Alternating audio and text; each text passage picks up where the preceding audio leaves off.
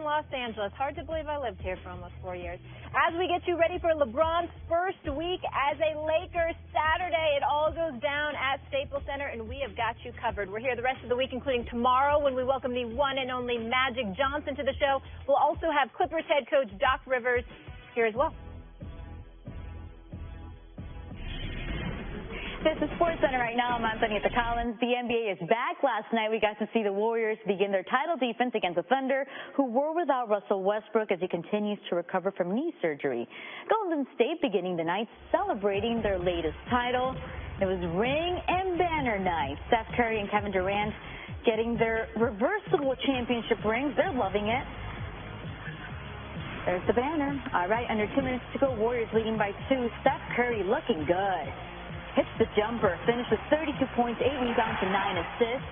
So the Warriors were up by 4. Now 30 seconds left to play. Golden State up by 5. Durant driving, getting the tough floater to go, but his arm hits the ground hard. Durant following through on that tough shot. He would be okay and finish with 27 points, 8 rebounds, 6 assists. The Warriors go on to win this one 108-100. Every game is not going to be a 140 to 99 shootout for us. I mean, we're a team that can do pretty much play tough, play physical, hard-nosed, close game, East Coast type basketball, and we play West Coast style. So, you know, it's going to be more games like that this season, especially with teams trying to, you know, starting to catch up with what we do a little bit and starting to know more of our schemes. Now back to First Take. Stephen, interesting words by Kevin Durant saying that games are going to be closer than we expect. Obviously, Boogie's won't be back for a while, but I guess teams will be using them as a measuring stick moving forward. What do you make of those comments? Well, I think they're real. The reality of the situation is that you're the hunted. You're the reigning two-time defending champions. You've won 3 of the last 4. You've been to the NBA Finals the last 4 consecutive years. You're the prohibitive favorite to capture a 4th NBA championship in 5 years. You have the greatest shooter on the planet, the greatest shooting backcourt we've ever seen, and you have one of the top 3 players on the planet Earth, as far as I'm concerned, in Kevin Durant. Of course you're the hunted.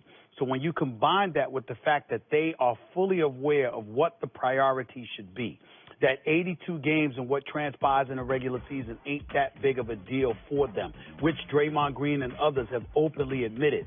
You got to remember, they're going out and far more nights than is customary for other teams. Individual talent is saving the day for them.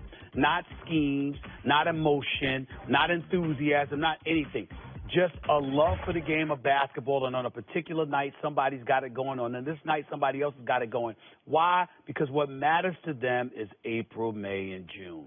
Going through these 82 games, it's a walk in the park for them. It's tough for them to prioritize and to take it seriously because they know in their sleep they're going to win 50 games and they'll be in the playoffs. So it's just a matter of whether they're going to win 60 or 70 games, and they're going to be interested enough to do it.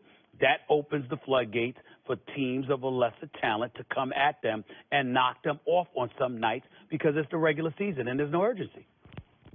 KD is showing you he's an all-time great player in his prime. He's in his prime now, and he's showing you why the Warriors are so dangerous and so great.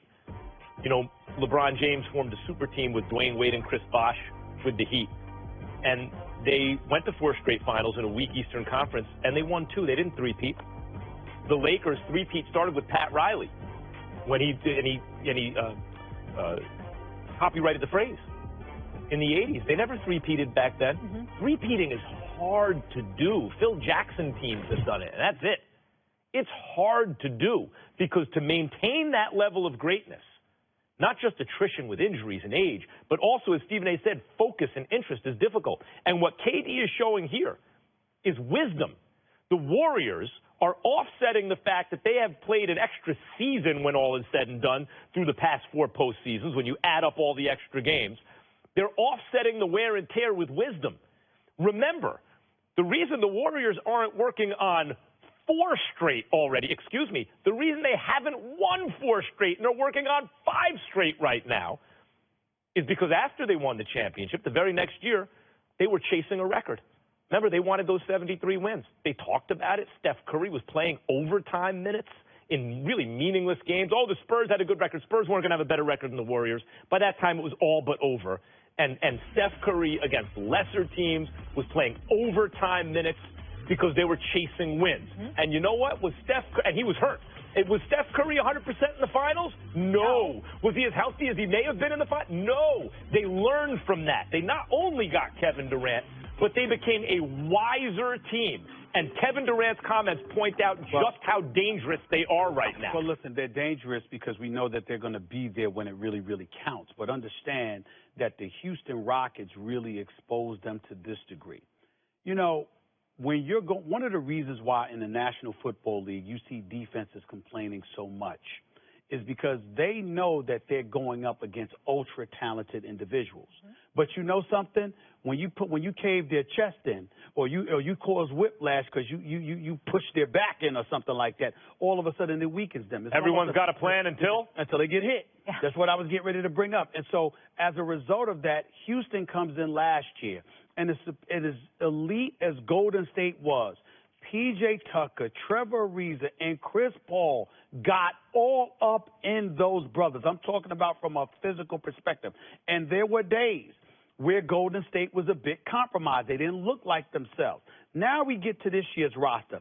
Understand the two players that they rely upon coming off the bench is a Sean Livingston, 33 years old, Andre Iguodala, 35.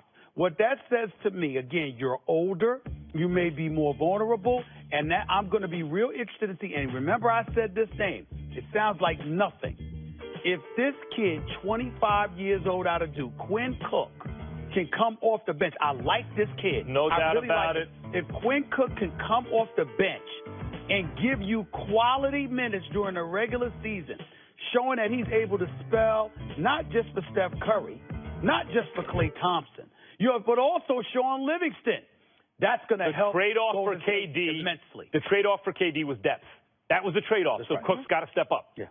All right, we got to keep it moving, guys. So the Lakers kick off the season tomorrow night in Portland, but people are focused on the summer of 2019. There's whispers around the league, the Ringer, saying that neither Jimmy Butler nor Kawhi wants to play with LeBron.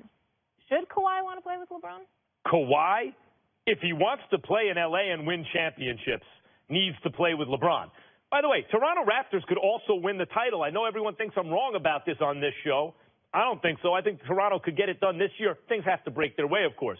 But if they fall short, or if they do well and he decides, I just don't want to be here, I want to come home, and wants to play in L.A., you can't have your cake and eat it too. Like, oh, I don't want to be in LeBron's shadow. Well, LeBron's better than you. You know, like you want to win. You want to go somewhere like the Clippers and not win championships and not be in LeBron's shadow. You'd be in a shadow anyway. You're playing in the same market.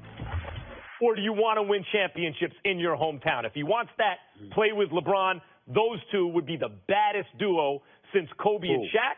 LeBron and Kawhi. Yeah. Kobe and Shaq, at least, if not Jordan and Pippen. Okay. Maybe they'd be Showtime. I guess we're going to have this conversation throughout the year. My personal preference would be that you step back, take notes. Don't bother me with this subject because it actually annoys me. And not you annoying me, the subject annoys me. I don't mean Max Kellerman. Max Kellerman is not annoying me. I'm going to take notes just to see where you're wrong and point it out. That's fine. Come on. Max Kellerman, are you ready for this? Because I said something. I said a couple of things to him that make Max take a step back. Put your pen down because you might fall off the chair. Are you ready for this? I wouldn't even take Kawhi as top 3 in terms of who I would pair with LeBron. I got 3 people that I would easily pick ahead of Kawhi Leonard to pair with LeBron. Now, I want America to understand what I'm saying here. Oh, I feel a list coming. I believe that Kawhi Leonard is one of the great, great top 5 players in the NBA. This is not a question about his skill. Mad respect for him, and I know what he does defensively. I keep telling you, I don't trust him offensively. And what I mean by that is I'm not talking numbers. I'm not talking ability. I'm talking personality. Remember, with Lonzo Ball, I went off about the personality in terms of the lack of tenacity, the lack of aggression and assertiveness. That's all I said about Lonzo Ball last year. I'm talking about somebody that I take the ball and I say, take me to the promised land. Yeah. I don't trust him with LeBron. I trust Anthony Davis with LeBron. I trust Kevin Durant with LeBron. And you know I trust Klay Thompson with LeBron. I would take all 3 guys ahead of Kawhi Leonard for LeBron. Now, if I had Anthony Davis, Kawhi would be my number one selection. If I had Kevin Durant, Kawhi would be my number one selection. If I had Klay Thompson, Kawhi would be my number one selection.